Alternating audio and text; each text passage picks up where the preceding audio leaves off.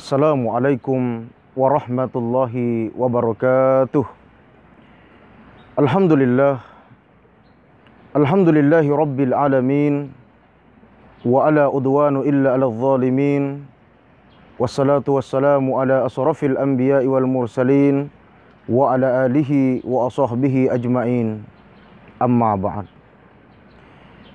Saudara-saudaraku, dimanapun kalian berada, salam rindu untuk kita semua. Insya Allah semua kita dalam naungannya Allah Subhanahu wa ta'ala. Allah Subhanahu wa ta'ala kembali menghadirkan Ramadan buat kita. Tujuannya adalah agar hamba-hamba kembali ke nalurinya yang fitrah, yang suci. 11 bulan kita bergelimang dalam dosa.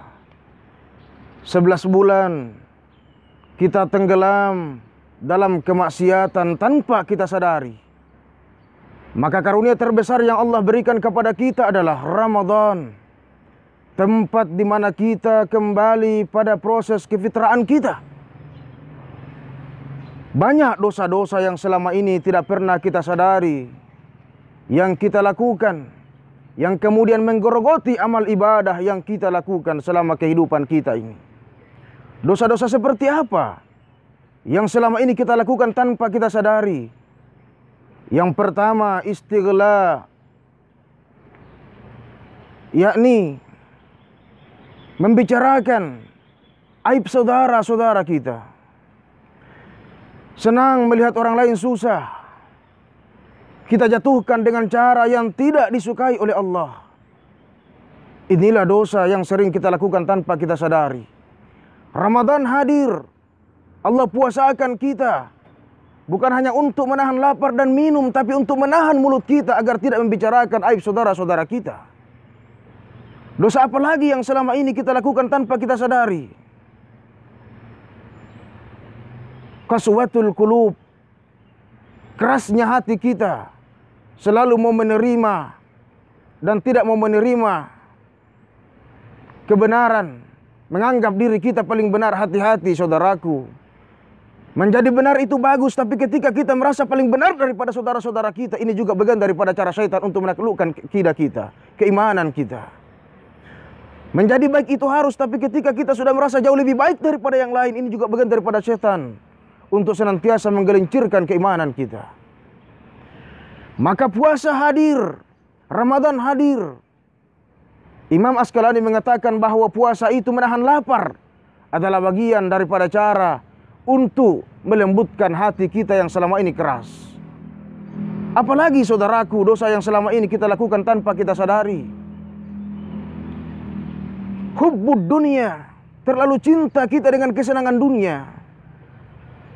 Makan, minum, berbagai macam perilaku kita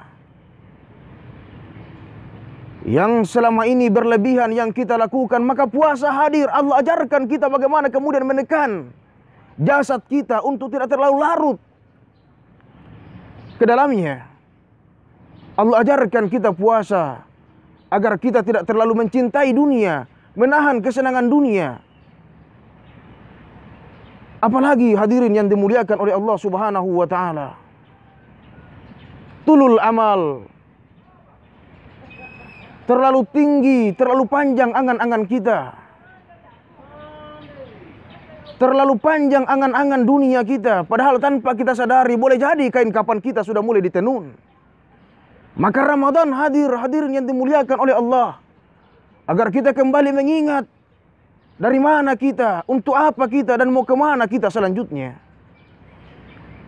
Jikalau sekiranya puasa Ramadan dan amalan-amalan Ramadan lainnya mampu kita terjemahkan dalam kehidupan keseharian kita, maka tentulah kita akan mampu meraih tujuan daripada puasa itu, yakni la'allakum tattaqun. Hadirin yang dimuliakan oleh Allah Subhanahu wa ta'ala, mari kita terjemahkan puasa kita ke dalam kehidupan keseharian kita. Kita tenun pakaian takwa kita di bulan Ramadan untuk kita gunakan di awal Syawal sampai Ramadan berikutnya.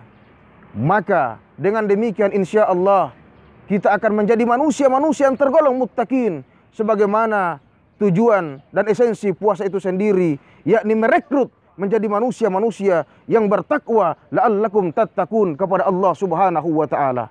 Inilah yang dapat saya sampaikan. Insya Allah ada berkahnya untuk kita semua, ada manfaatnya untuk kita semua. Wabillahi taufik wal hidayah. Wassalamualaikum warahmatullahi wabarakatuh.